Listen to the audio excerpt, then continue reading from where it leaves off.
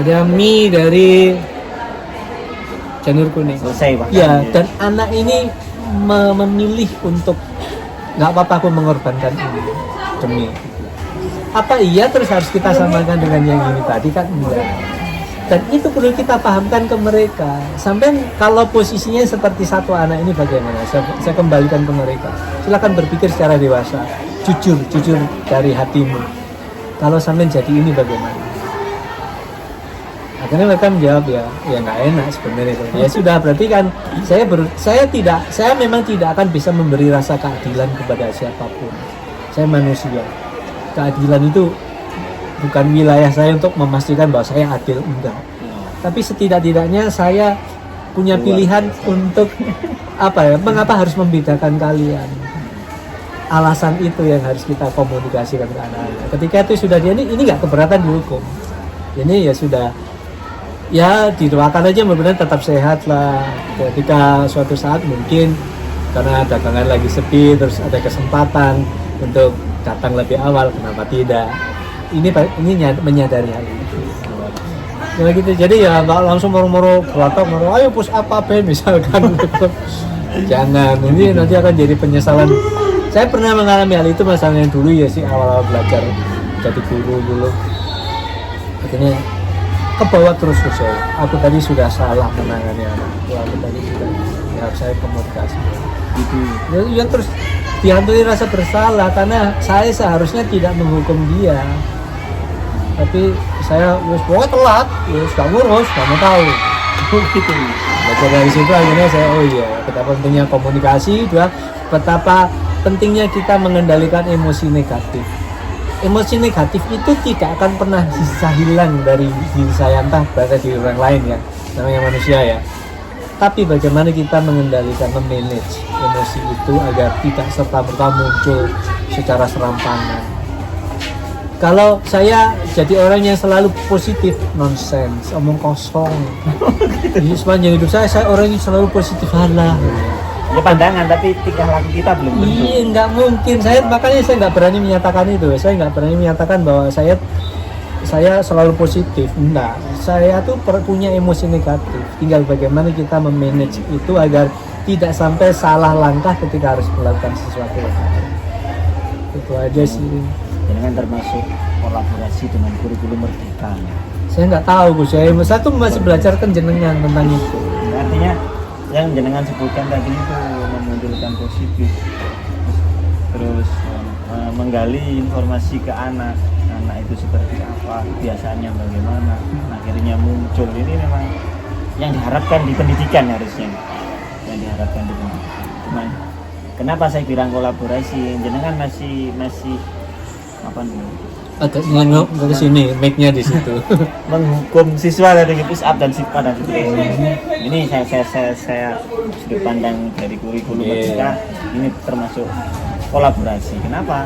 Karena di kurikulum Merdeka itu misalnya hukuman itu bisa jalan asalkan ada kesepakatan. Toh namanya bukan hukuman, tapi memudahkan anaknya mengingat. Oh, saya kalau seperti ini karena kita sudah sepakat satu sekolah itu kalau terlambat seperti ini, misalkan saya harus sholat dulu, misalnya saya harus baca Yasin dulu, saya harus bersih-bersih karena saya terlambat, saya biar nanti tidak terlambat lagi dan selalu ingat saya harus datang pagi misalnya. Itu kan kesepakatan. Cuma pengemasannya saja yang beda tadi. Kalau yang tadi itu jenengan mengemas, kenapa saya gabungkan dari dua tadi? Karena kebiasaan terdahulu memang seperti itu. Bahkan saya dulu sebelum kenal kurikulum Merdeka ya seperti jenengan cari apa kira-kira formula yang pas. Ketika sudah butuh hukum saja ini lama sekali biar anak ini lurus. Oh ternyata gitu kan. Dengan proses belajar hukuman itu bisa muncul. Kalau bicara di kurikulum Merdeka nggak enak bilang hukuman. Punishment itu bisa muncul, hukuman itu bisa muncul. Tapi rasanya bukan hukuman. Ke anak-anak itu rasanya nanti bukan hukuman. Memang oh ini loh keinginan saya kalau tidak seperti ini.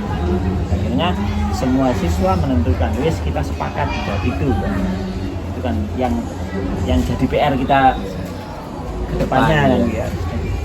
Insya Allah Gus Yai makin kesini jadi bagian tahu dan anak-anak itu rela ketika dihukum. Kalau saya yang menghadapi mereka ya, karena itu tadi Tahu lah ada mereka. ada prosedur penjelasan yang gini, jadi mereka selalu saya ingatkan. Tahu mengapa sampean harus berdiri di sini, sementara teman-teman sudah ada di kelas belajar dengan guru. Mereka jawab ya tahu karena terlambat mereka. Tahu kan bahwa ketika ada itu untuk memberi rasa keadilan, sampean juga harus menerima sesuatu dan bisa menerima dengan ikhlas ya. Mengapa kalian harus belajar tentang rasa keadilan?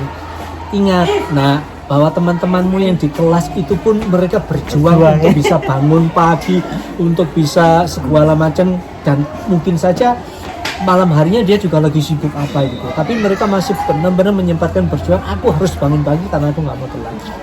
Masa yang seperti itu kemudian tidak saya pandang, kan jadi lucu gitu ya.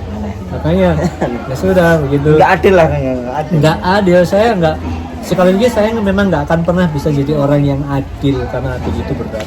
Cuman saya ingin ada porsi-porsi tertentu yang kita bisa saling memahami. Sampai memahami mengapa ini begini, mengapa itu begitu, itu sampai harus paham. Akhirnya mereka menjalankan punishment itu dengan senang hati, bukan dengan senang hati ya, dengan rela. Ya karena saya memang harus mendapatkan ini. Mengapa teman-teman yang di kelas tidak ya? Karena mereka berjuang agar bagaimana risiko ini tidak sampai mereka dapatkan. Gitu aja terus ya. Kalau ingin hidup yang baik memang butuh perjuangan. Berjuang lah. Akhirnya meskipun berjuang kayak hari ini kita ada di sini jadi guru. Kalau orang nggak terbiasa jadi guru berat perjuangannya. Yeah. Tapi kita kan enjoy karena itu pilihan kita. Betul. Anak-anak itu juga sama. Arahnya kemana dan bagaimana. Nah, dengan program yang sudah ada tadi itu Pak, yang jelas kalau saya kan juga menjalankan tapi shift bagian dalam. Iya. Artinya anak-anak tetap perlu diarahkan, jangan ramai di masjid, akhirnya iktikaf, ayo berzikir. Perubahannya anak itu panjang ternyata Pak. Iya, proses. Nggak Instan, tidak instan, memang butuh proses. Ada beberapa anak ya memang sudah langsung duduk tapi ada lama sekali. Masih nongkrong di tangga. Lihat, Oh itu timnya Pak Santo itu. lihat mobil lewat, ini yang di luar ya. Kalau yang di dalam itu ya ada yang masih ngobrol dengan teman-temannya. Gitu. Dari program ini wow loh Pak. Kira-kira kedepannya setelah wow pendekatan individu ke siswa, ada ini ada apa dan bagaimana, kenapa, akhirnya anak sadar diri, saya harus seperti ini karena ini adalah pembiasaan di sekolah. Nah, selain itu wow, dari ada pembiasaan itu, kira-kira target ke depan biar anak-anak ini lebih maksimal itu, programnya diapakan? Dan rutinitas sholat duha.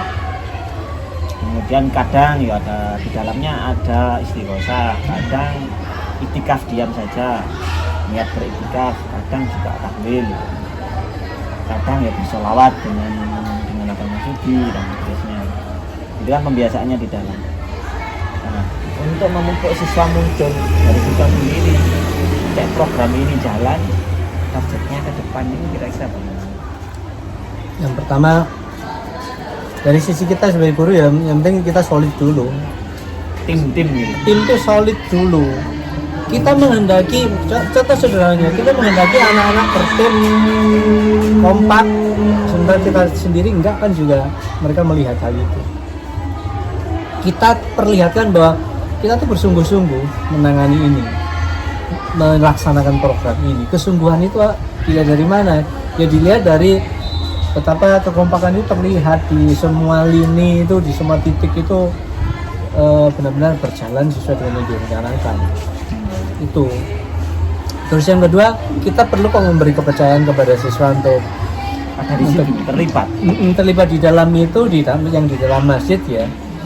Misalkan dipercaya untuk ada yang memimpin apalah istighosah, sambil belajar juga, sambil memberi kepercayaan dan memberi kesempatan kepada mereka untuk merasakan bahwa oh ini loh rasanya ketika kita ada di dalam satu kelompok, kemudian aku berdiri di situ sebagai orang yang memimpin sesuatu.